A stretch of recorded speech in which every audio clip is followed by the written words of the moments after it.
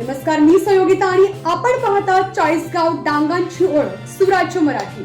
पाहुयात आजची घडामोड. अकोले तालुक्यातील आदिवासी दुर्गम भागातील घोटी येथील तरुण दत्तात्रय सोमनाथ कवटे वय 24 वर्ष यांच्या मृत्यूच्या चौकशीसाठी कवटे कुटुंबीय व ग्रामस्थांनी गेल्या 6 दिवसांपासून साखळी उपोषण सुरू केले आहे. गुरुवार दिनांक 10 जुलै या उपोषणाचा 6वा दिवस होता.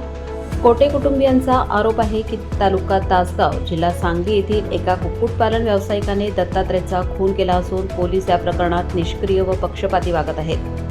मृत्यूची माहिती कवटे यांच्या घरी अकस्मात मृत्यू म्हणून देण्यात आली. या घटनेची नोंद तासगाव पोलीस ठाण्यात करण्यात आली असली तरी मुख्य आरोपींवर कोणतीही कारवाई न करता उलट संरक्षण दिले जात असल्याचा आरोप नातेवाईकांनी केला आहे. गावातील ग्रामसभेत ठराव घेऊन याबाबतचे निवेदन पोलीस ठाणे, मंत्रालय, जिल्हाधिकारी कार्यालयात सादर करण्यात आले आहे. तसेच मुख्य आरोपी व चौकशी अधिकाऱ्यांवरही गुन्हा दाखल करण्याची मागणी करण्यात आली आहे. घटनेची माहिती समजताच राजूर पोलीस ठाण्याचे सहाय्यक पोलीस निरीक्षक दीपक सरोदे यांनी साखळी उपोषणस्थळी भेट देत आंदोलकांची भेट घेतली. त्यांनी घटनेची सविस्तर माहिती जाणून घेत चौकशीसाठी योग्य ती कार्यवाही करण्याची ग्वाही दिली.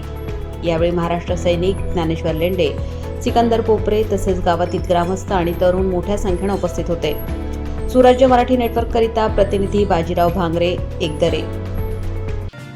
आपल्या सुराज्य मराठीच्या YouTube चॅनलला सबस्क्राईब करायला विसरू नका.